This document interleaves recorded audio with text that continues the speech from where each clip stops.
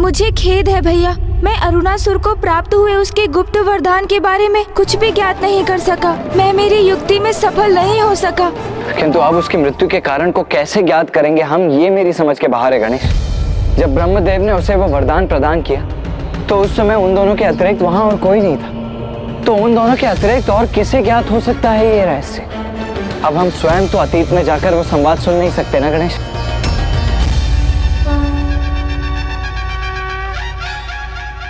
अब क्या हुआ गणेश? अचानक तुम्हारे मुख पर ये आशा की किरण का क्या कारण है? इस गुत्थी को सुलझाने का उपाय मेरे मन में कौंध गया है भैया। भैया मुझे उनका परिचय ज्ञात है, जिनकी दृष्टि से कुछ भी नहीं छिपा है। मैं कुछ समझा नहीं गणेश, कौन है वो? समय अर्थात काल।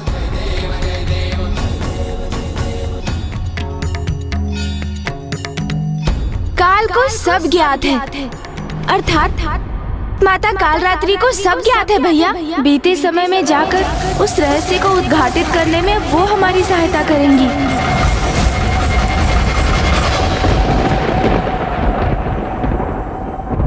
देखा मेरा प्रभाव गणेश, मेरा आगमन होते ही तुम्हें इतनी जटिल समस्या का समाधान भी प्राप्त हो गया।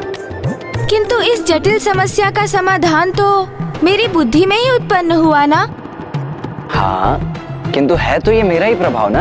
देखा देखा आपने मूषक जी, कैसे मेरी बुद्धिमानी का श्रेय भी भैया ने स्वयं अपने पर ले लिया। किंतु प्रभु, ये भी तो हो सकता है यह मुझ बुद्धिमान की उपस्थिति के कारण आपको ये विचार आया हो। ओहो मूषक जी, आप भी ना। ये तो बिल्कुल उचित कहा आपने मूषक जी। धन्यवाद कार्तिकी जी, धन्यवाद। गणेश, हास परिहास में हमारा समय व्यर्थ करना उचित नहीं है। अब समाधान तो सूझ गया है, किंतु माता कालरात्रि को समय में पीछे जाकर हमें सब बताने के लिए कैसे मनाओगे? क्योंकि दुर्गमासुर से भेंट होने के पश्चात से ही वो तो अत्यंत क्रोधित हैं। दुष्टों को समझाना नहीं, उनका संहार करना है मेरा स्वभाव। इसीलिए मुझे उसका संहार करने भेजना चाहिए था आपको। किसी भी विकट परिस्थिति को सुलझाने के लिए साम दाम दंड भेद का प्रयोग करना होता है, और मैं भी ऐसा ही करूंगा। माता के क्रोध की कटुता अपने मीठे मीठे वचनों की मिश्री से मिटा दूंगा मैं। उनका ऐसा मनुहार करूंगा मैं कि वो अवश्य मान जाएंगी भैया। किंतु गणेश, बहुत भयंकर होता है उनका क्रोध, उन्हें मनाना इतना सरल नहीं है। अरे आप देखते जाइए ना भैया, कितनी सरलता से मनाता हूँ मैं उन्हें। ऐसी प्रशंसा करूंगा उनकी मैं कि वो मुझसे प्रसन्न होकर मुझे दर्शन अवश्य देंगी। हाँ, ये तो सत्य है गणेश। जो अत्यधिक क्रोध करते हैं उनका हृदय बड़ा सरल होता है, और थोड़े से मनुहार से भी वो शांत हो जाते हैं। तो माता कालरात्रि को मनाने की तुम्हारी ये युक्ति कदाचित सर्वथा उचित है। हाँ, किंतु हम उन्हें बुलाएंगे कैसे? श्रद्धा और निष्ठा से उनका आवाहन कर।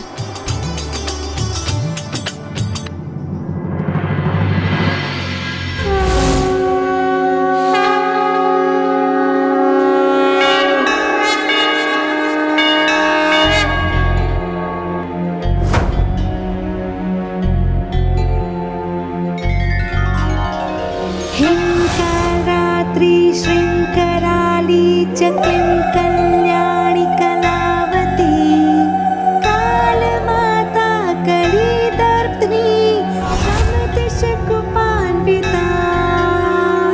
कामबीज जपान्दा कमबीज स्वरूपिणी कुमतिघ्नी कुलीनर्तिनाशिनी कुलकामिनी।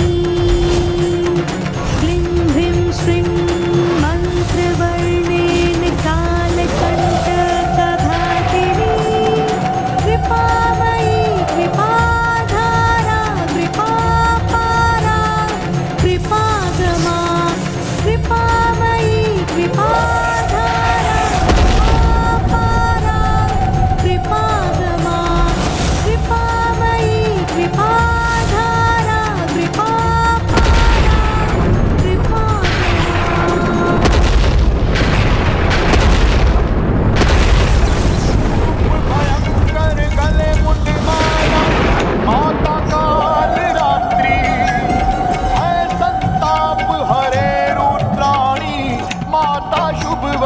वरदात्री है माँ, माता शुभ वरदात्री है माँ, माता शुभ वरदात्री माँ,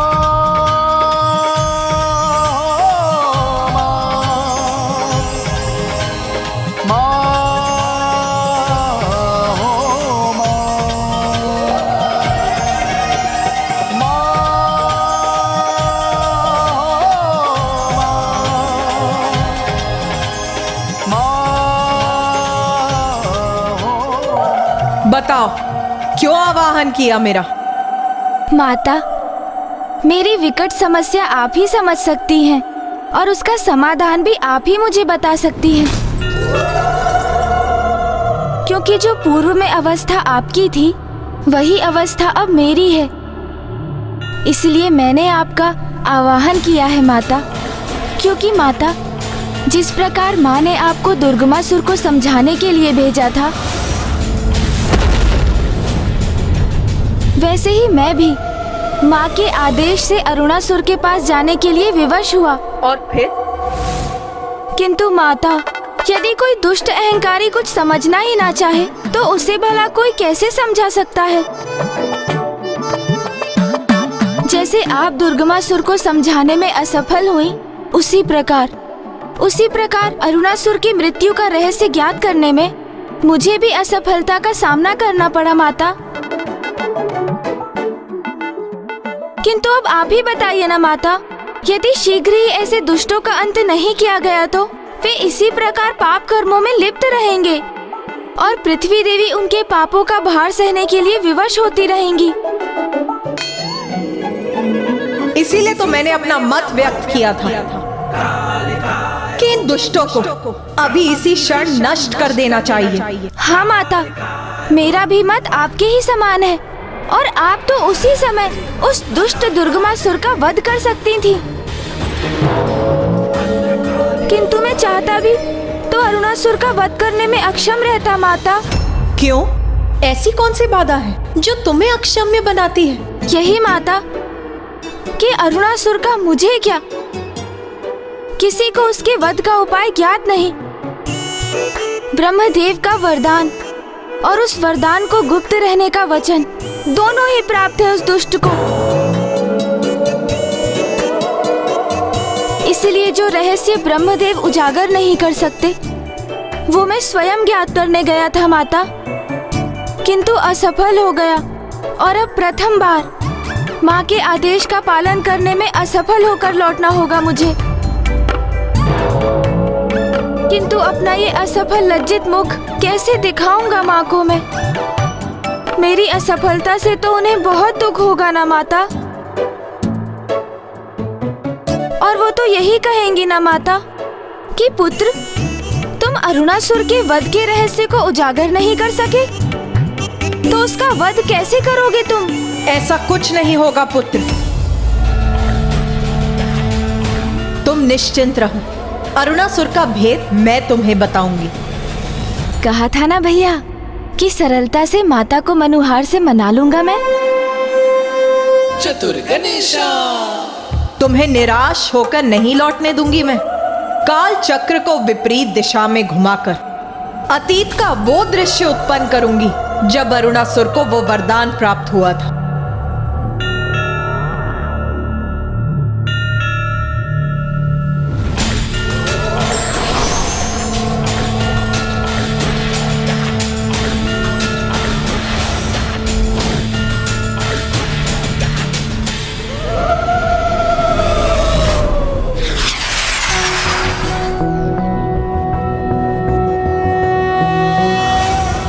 रक्ताब्धिपोतारुण पद्म संस्थानां पाशांकुशेश्वासशरासि बाणां शूलं कपालं ददतिं कराब्जै रक्तां। भैया, मैंने कहा था ना, किसी भी समस्या को सुलझाने के लिए साम, दाम, दंड भेद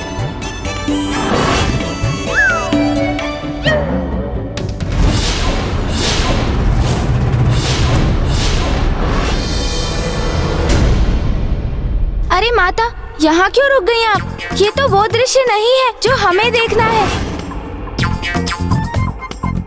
आप अभी उचित दृश्य पर नहीं पहुंची हैं। विलंब मत करिए ना माता, समय चक्र को थोड़ा और घुमाइए ना। आपको स्मरण है ना, हमें तो वो दृश्य देखना है जिसमें ब्रह्मदेव ने अरुणासुर को वरदान दिया था। हाँ माता। उचित कहते हो तुम। इसमें तो तुम और कुमार कार्तिक ही हैं। किंतु हम समय के इस बिंदु पर रुक ही गए, तो मुझे तुम्हारा वार्तालाप सुनने का मन हो रहा है।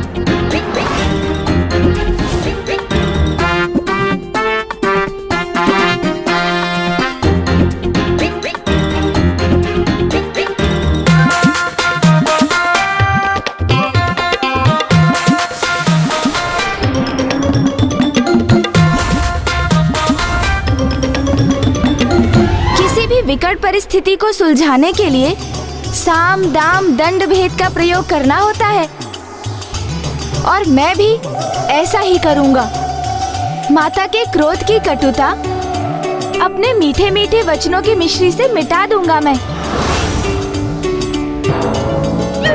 उनका ऐसा मनोहार करूंगा मैं कि वो अवश्य मान जाएंगी भैया। अरे आप देखते जाइए ना भैया, कितनी सरलता से मनाता हूँ मैं उन्हें।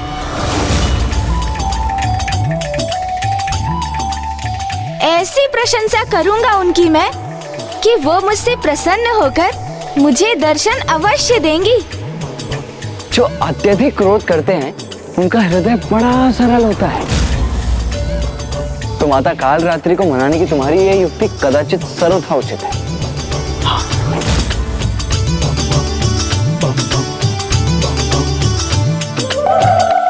इतना दुस्साहस कि तुम दोनों ने मुझे मूर्ख बनाने का प्रयास किया।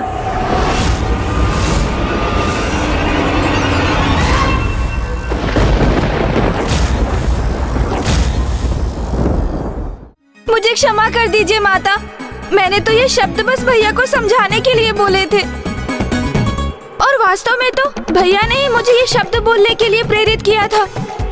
नहीं माता, मैंने तो मात्र इसकी बात स्वीकार की है। ये भूल इसी की है माता, मेरी नहीं। आपका दोषी यही है।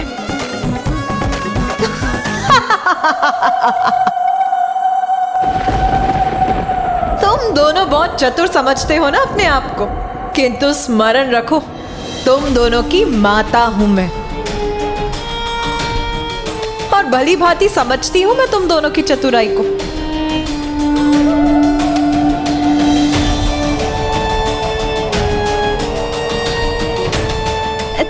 तो माता, आप मुझसे रुष्ट नहीं हैं?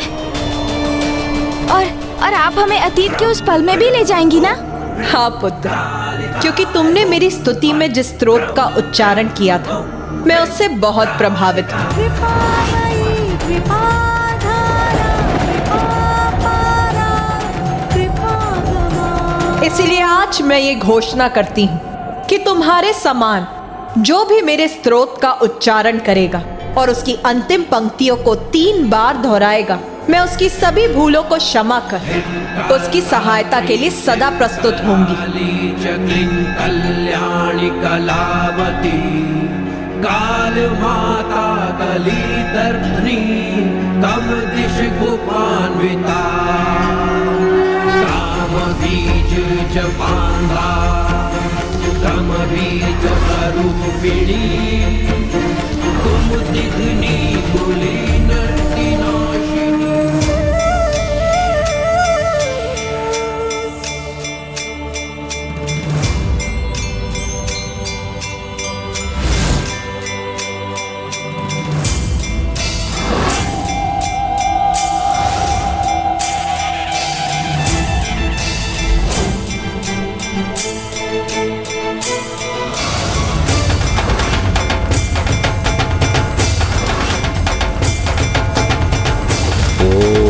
ब्रह्मदेवाय नमः।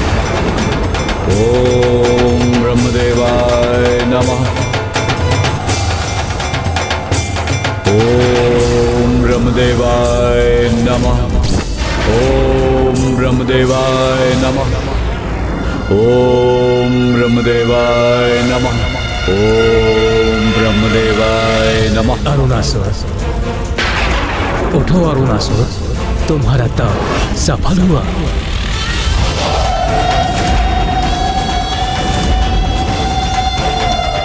प्रणाम ब्रह्मदेव।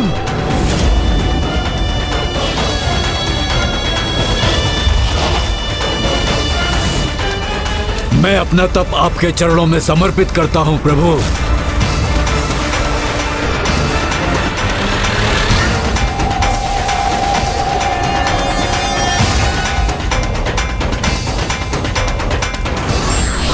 और यह भी स्पष्ट करता हूं प्रभु कि मुझे अपने तप और भक्ति के फल स्वरूप अमृत का वरदान चाहिए।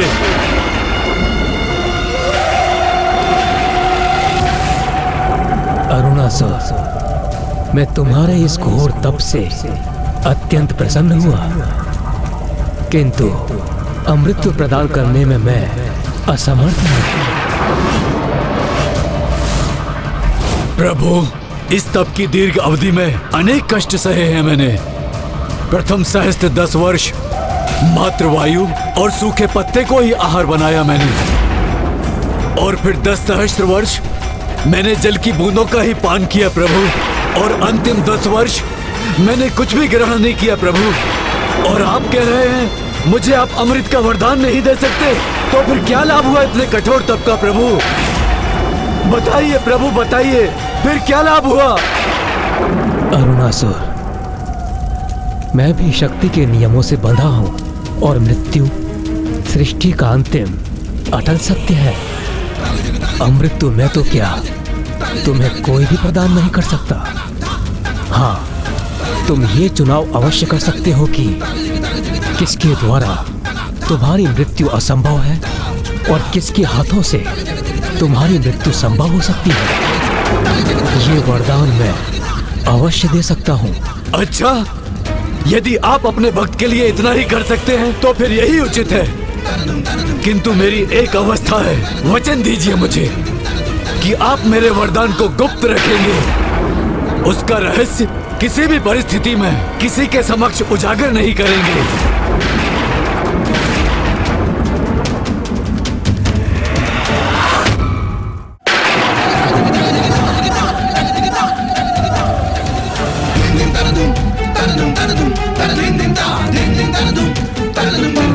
उचित है वत्स, अपने कठोर तप से तुमने अधिकार प्राप्त किया है। मैं तुम्हें वचन देता हूँ, मैं तुम्हारे वरदान के विषय में कभी भी किसी से कुछ नहीं कहूंगा। तो फिर मुझे ये वरदान देने की कृपा कीजिए प्रभु कि मेरा वध कोई देवता, असुर, स्त्री, किन्नर, पशु, यक्ष, नाग, गंधर्व द्वारा संभव न हो सके।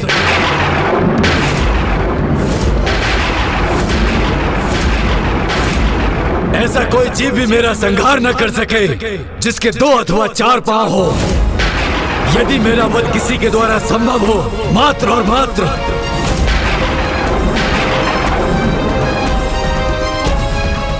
6 पांव वाली तुच्छ रानी कीट ही कर सके, जिसका स्वर ब्रह्मांड की गूंज के समान हो।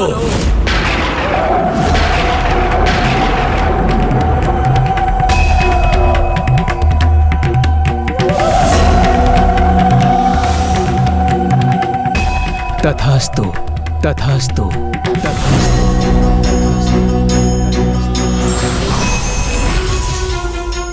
6 पांव वाली तुच्छ रानी कीट ही कर सके, जिसका स्वर ब्रह्मांड की गूंज के समान हो।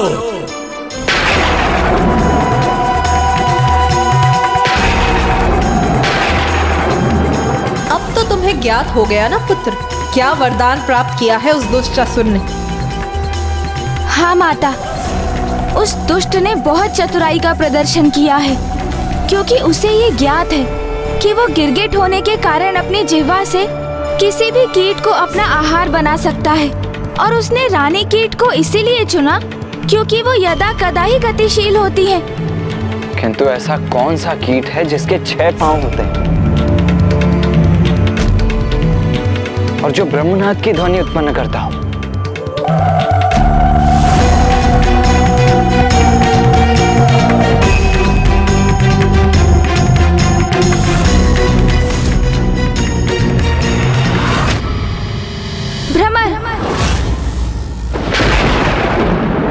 भ्रमर है वो कीट। तो वो दुष्ट ने एक रानी भ्रमरी के द्वारा अपनी मृत्यु का वरदान प्राप्त किया है। किंतु एक नन्ही सी भ्रमरी एक विशालकाय असुर का अंत कैसे कर सकती है? और वो भी एक ऐसे असुर को एक भ्रमरी कोई क्षति कैसे पहुंचा सकती है जो भांति भांति के कीटों को अपना आहार बनाकर ही अपना उदर भरता हो, जो अपनी जीभा मात्र से ही किसी भी कीट का अंत कर देता हो।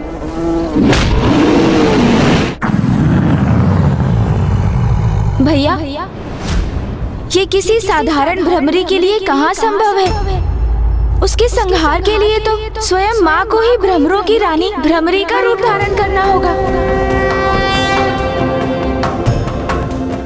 कितनी अद्भुत और अपूर्व होगी ये घटना, जिसका साक्षी बनने का सौभाग्य प्राप्त करने की बड़ी उत्सुकता से प्रतीक्षा करूंगा मैं।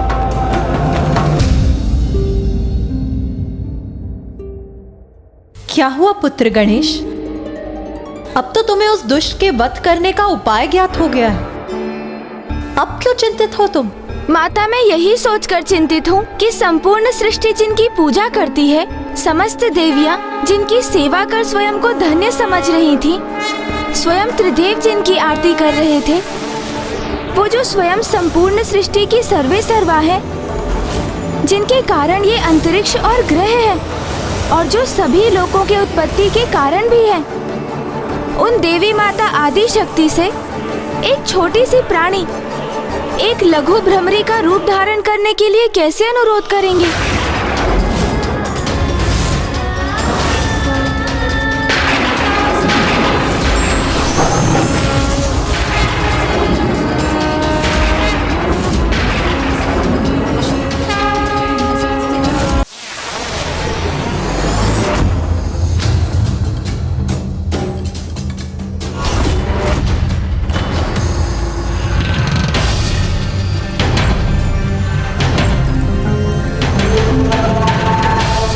क्या हुआ गणेश? तुम यहाँ स्वर्ग के द्वार तक आकर अचानक रुक क्यों गए? चलो भीतर, माँ प्रतीक्षा कर रही होंगी। भैया, आप मेरे अग्रज है ना, तो इसलिए सर्वप्रथम भीतर जाने का अधिकार तो आपका है। अरुणासुर के वध का उपाय हमें ज्ञात हो गया है। ये तो अति महत्वपूर्ण समाचार है, तो आपको तो इसे माँ तक पहुँचाना चाहिए ना। और उस दुष्ट अरुणासुर के वध हेतु माँ को भ्रमरी रूप धारण करना होगा, ये भी आप ही बता दीजिएगा ना उन्हें। उचित है गणेश, मैं ही जाकर माँ को बता देता हूँ कि उन्हें कीट का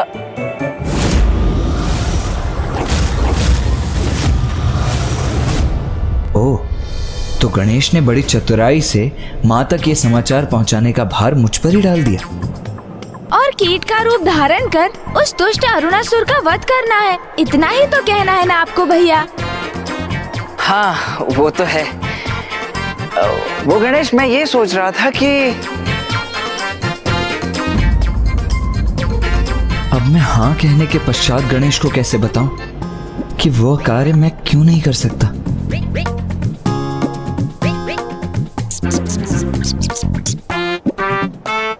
क्या हुआ?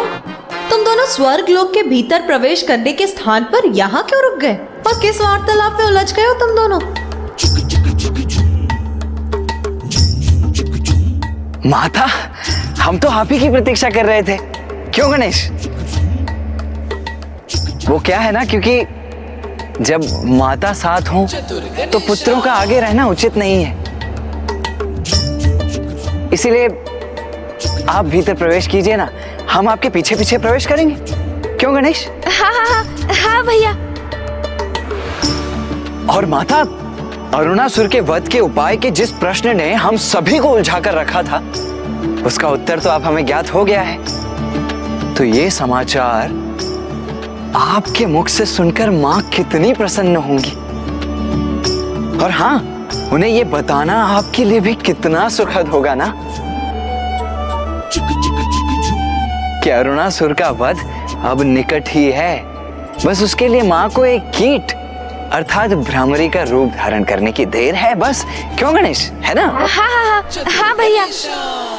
हाँ हाँ अवश्य, क्यों नहीं, मैं अवश्य बताऊंगी उन्हें कि किस प्रकार बार बार तुम दोनों मुझसे चतुराई करने के असफल प्रयास कर रहे थे।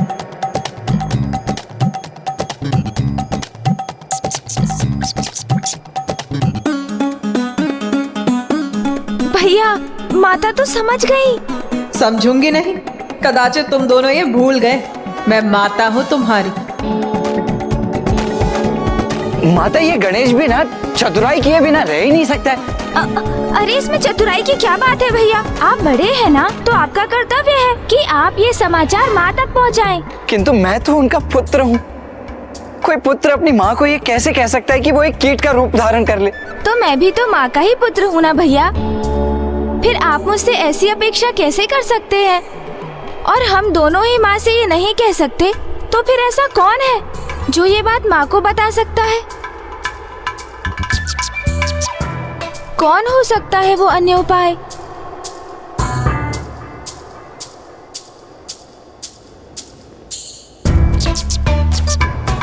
मूषक जी। मैं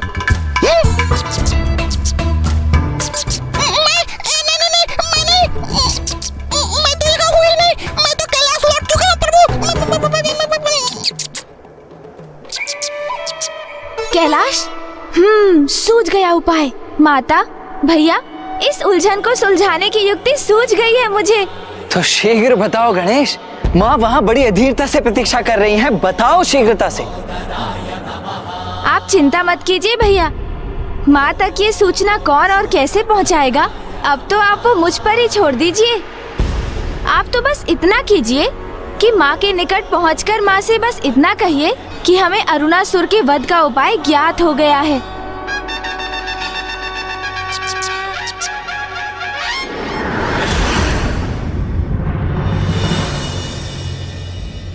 पुत्र कार्तिकेय,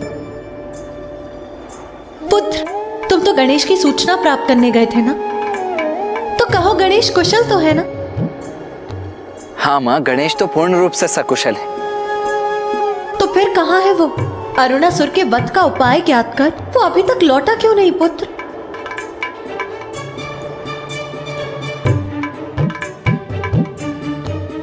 माँ, गणेश आने ही वाला है और उसने कहा है कि वो जैसे ही आएगा वैसे ही आपको अरुणासुर के वध का उपाय स्वतः ही ज्ञात हो जाएगा।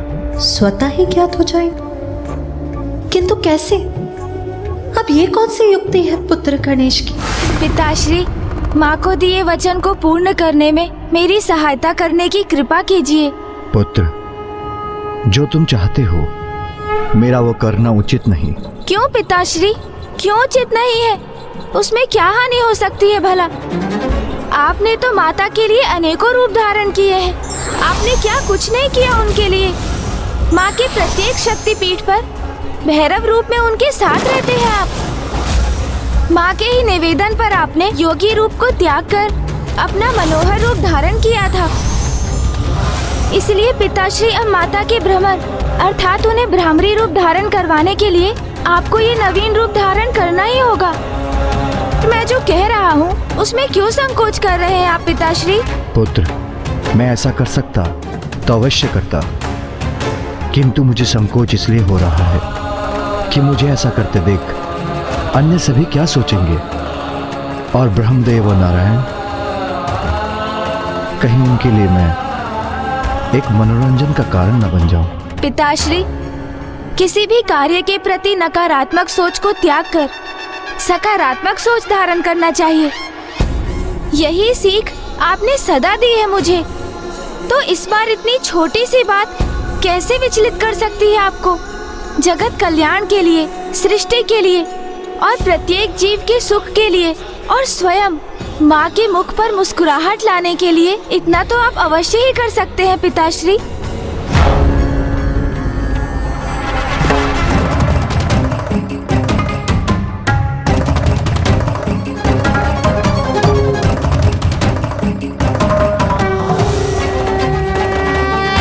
अधिक विचार मत कीजिए पिताश्री। जगत के जीवों की भलाई के लिए, माता की मुस्कुराहट के लिए मेरा अनुरोध स्वीकार कीजिए।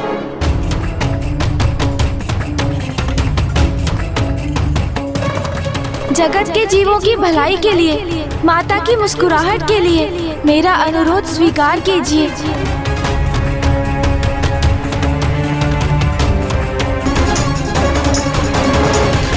उचित है पुत्र, जो तुम चाहते हो मैं धारण करूंगा वो रूप।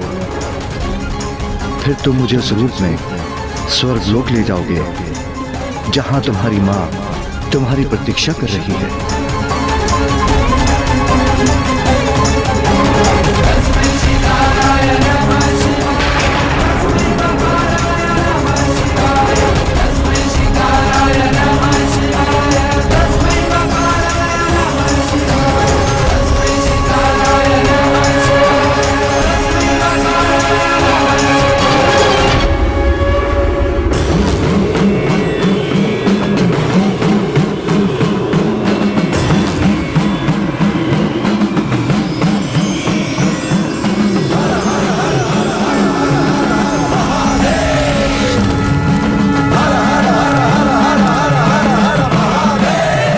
क्या हुआ नाथ? मुझे डमरू और शंख की नाद सुनाई दे रही है। ऐसा प्रतीत होता है जैसे महादेव कुछ ऐसा करने जा रहे हैं जो अपूर्व है, असाधारण है।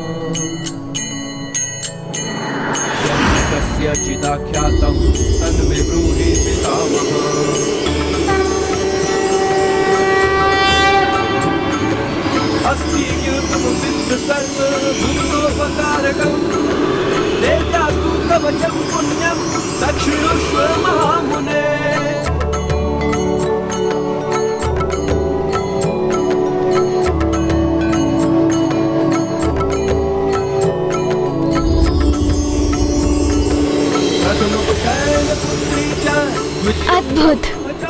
इस रूप को धारण करने के लिए आपका कोटि कोटि धन्यवाद पिताश्री। मुझे आज्ञा दीजिए पिताश्री, ताकि मैं आपको इस सहस्त्रार कमल पुष्प के रूप में माँ के समक्ष लेकर जा सकूं।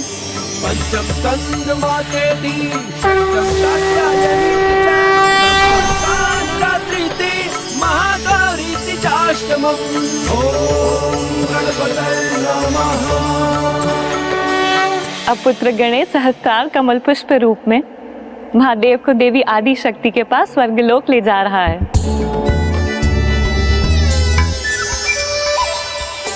अपनी पत्नी के प्रति अपना प्रेम व्यक्त करने के लिए महादेव ने कमल पुष्प रूप धारण कर लिया है। और आप प्रभु, आपने तो कभी अपने भार्या के केसों में एक फूल तक भेंट नहीं किया।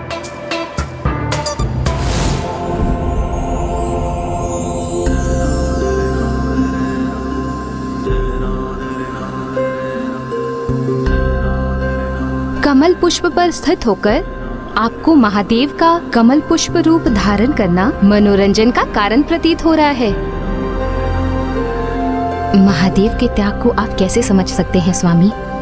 स्वयं कमल पुष्प पर विराजमान अवश्य रह सकते हैं, किंतु महादेव के समान मान अपमान की चिंता किए बिना अपनी पत्नी के मुख पर मुस्कुराहट देखने के लिए अपनी पत्नी के लिए निसंकोच इस प्रकार पुष्प रूप धारण कर सकते हैं क्या आप?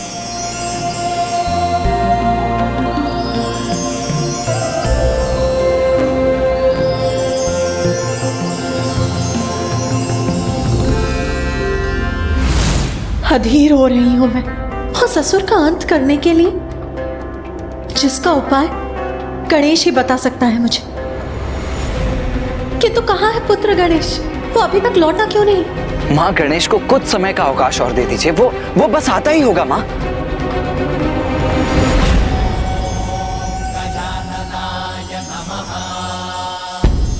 पिताश्री, मैं आपको यहाँ कहाँ स्थापित करूं?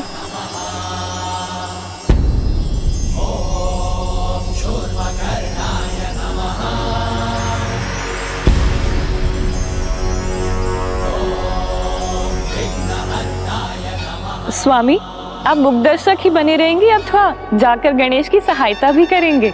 आप सर्वथा उचित कह रही है देवी।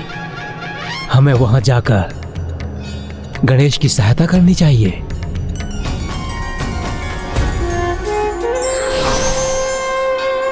इस दिव्य कमल को यहाँ स्थापित करने के लिए कोई दिव्य स्थान ही नहीं है। चिंता न करो पुत्र गणेश,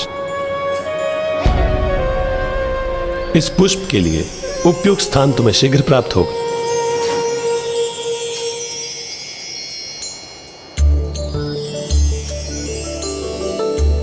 बहुत ही सुंदर। कितना अपूर्व, कितना सुंदर दृश्य है ये। अद्भुत। कितनी असाधारण दिव्यता है इस दिव्य कमल पुष्प की। कमल पुष्प कितना भी दिव्य क्यों ना हो, किंतु उसका उपयुक्त स्थान कीचड़ ही होता है। यही तो मेरी उलझन का कारण है माता। स्वर्गलोक में कीचड़ कहाँ से उत्पन्न करूं? जब जगत कल्याण हेतु महादेव पुष्प का रूप धारण कर सकते हैं तो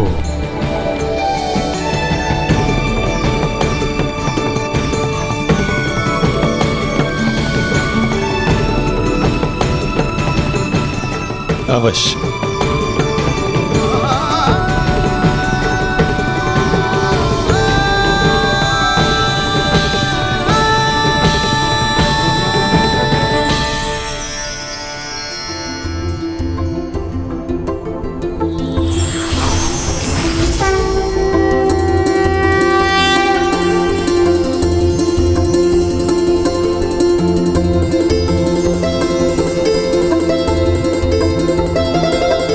धन्यवाद मामा श्री। प्रभु श्री नारायण। निर्मल जल सात्विकता का प्रतीक होता है, और जहाँ सात्विकता है ज्ञान का वास भी वहीं होता है।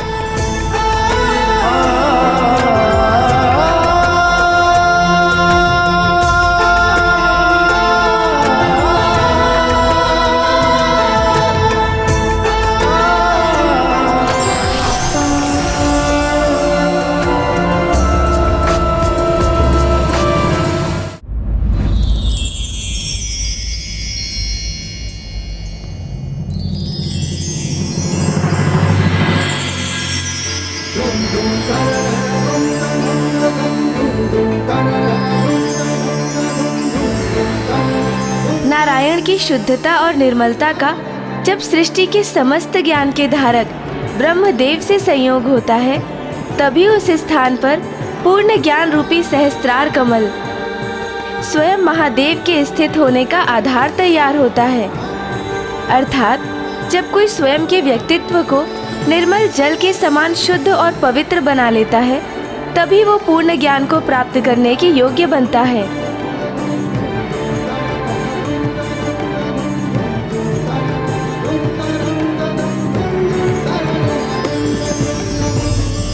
और सरल शब्दों में कहूँ तो यहाँ तीनों त्रिदेव इसका प्रतीक हैं।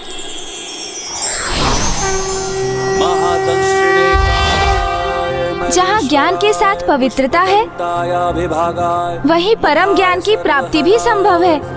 हिरण्यश्रवसे द्वारिणे भीमाय भीम पराक्रमाय ओम नमो नमः।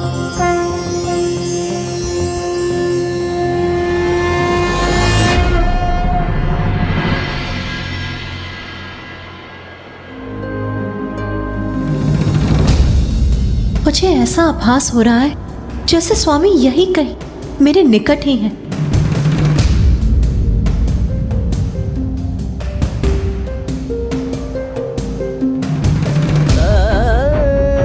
किंतु यदि वो मेरे निकट है तो मेरे सम्मुख क्यों नहीं आ रहे हैं?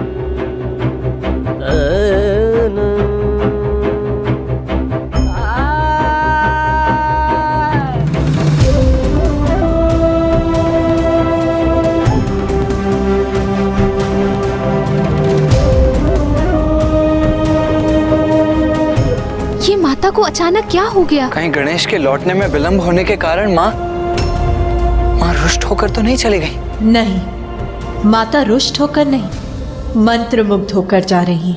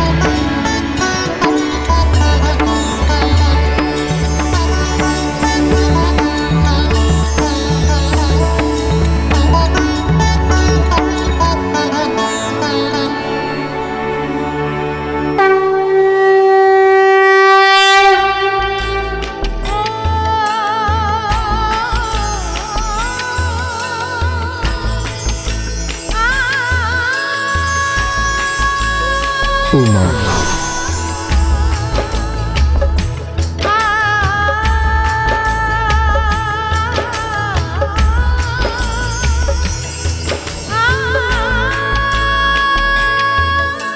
स्वामी,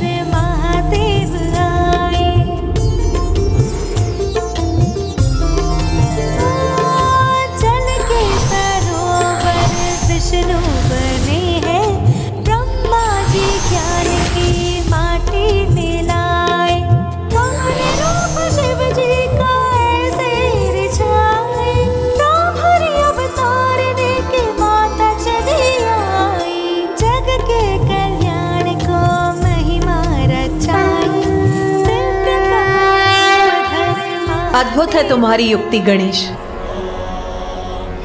तुम्हें माता से कुछ कहने की आवश्यकता भी नहीं पड़ी और उन्होंने ब्रह्मरी रूप भी धारण कर लिया। ये तो उस अनंत प्रेम और अनुराग का ही प्रभाव है जो माता आदि शक्ति महादेव के प्रति रखती हैं। और इसी भाव के कारण ही वो सहस्त्रार कमल रूप में महादेव के निकट जाने के लिए भी उन्होंने ब्रह्मरी का रूप धारण किया। माता ब्रह्मरी देवी की, माता ब्रह्मरी देवी की, माता ब्रह्मरी देवी की, माता ब्रह्मरी देवी की। उमा, आपके इसी ब्रह्मरी अवतार को संसार के सम्मुख लाने के लिए ही मुझे कमल पुष्प का रूप धारण करना पड़ा।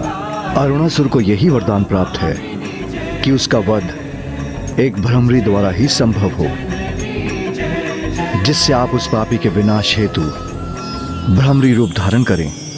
ब्रह्म, कीट, जननी, साधारण कीट हो या कोई अन्य जीव, सृष्टि के सभी चराचर जीवों की जननी मैं ही तो हूँ। तो भला मुझे एक कीट का रूप धारण करने में क्या आपत्ति होती स्वामी? इसके लिए आपको इतने कष्ट उठाने की कोई आवश्यकता नहीं थी। सर्वथा सत्य है आपका ये कथन, किंतु इससे मुझे कोई कष्ट नहीं, अपितु ये तो मेरा सौभाग्य है और अरुणासुर का ये दुर्भाग्य, क्योंकि अब उसका अंत समय आ चुका है। उसके पापों की गागर भर चुकी है।